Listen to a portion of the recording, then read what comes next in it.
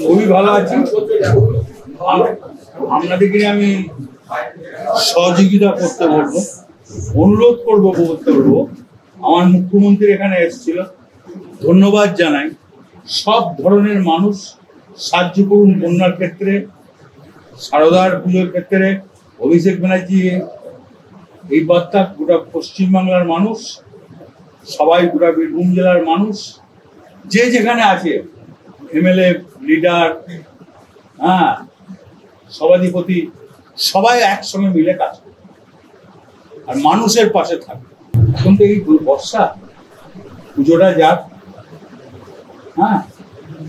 কালী পুজোর পর ড্যালির পর ব্লকে ব্লকে যাবো, মিটিং করবো। আমি যেমন বললাম সবাই মিলে করবো, আমরা আগে মিলে কেন করবো না? তাই কি জন্য পার্টি হয়ে যাচ্ছে, কি জন্য মানুষের সঙ্গে কথা বলছে, সাধারণ মানুষ মিলবে, বুথের মানুষ, আর কেউ যেন অশান্তি না, সবাই যেন ভালো থাকে, সবাইকে নিয়ে যেন চলে।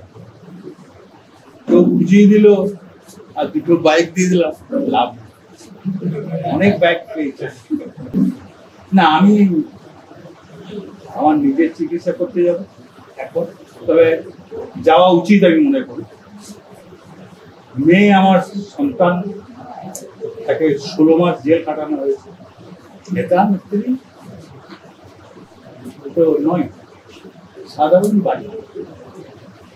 যাক, ঈশ্বর, আমি এমন কিছু অন্যায় করেছিলাম ঈশ্বরের কাছে, তার পাপ শাস্তি পেয়েছি, সবাই মিলে একসঙ্গে করি। কেউ ভেদাভেদ করো না, মুখ্যমন্ত্রীর নির্দেশ, অভিষেকের নির্দেশ, সবাই মিলে শান্তি বজায় রাখো। বীরভূম জেলা, ওয়েস্ট বেঙ্গল যে যেখানে আছে সব, আমি ওসব দেখুন, আইনকে সম্মান করি, আইনকে আমি ভালোবাসি। ওই ব্যাপারে আমি আইনকে ভালোবাসি, আমি বিতর্কে যাবো। এখন আমি কিছু বলছি না, বললাম সবাই মিলে চলবো, তার মানে কি 5 জন ছিল,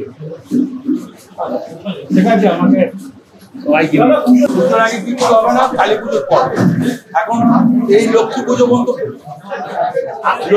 পর্যন্ত বৃষ্টি, মানুষ খানাকুল ভাসছে, দাদা বসে বলো, খানাকুল ভাসছে, লাভপুর ভাসছে, কিন্নার ভাসছে, সাধারণ মানুষ।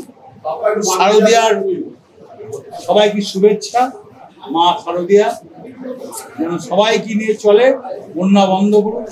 কৃষিতে কত ক্ষতি হয়েছে বলতো, কৃষিতে কত ক্ষতি হয়েছে,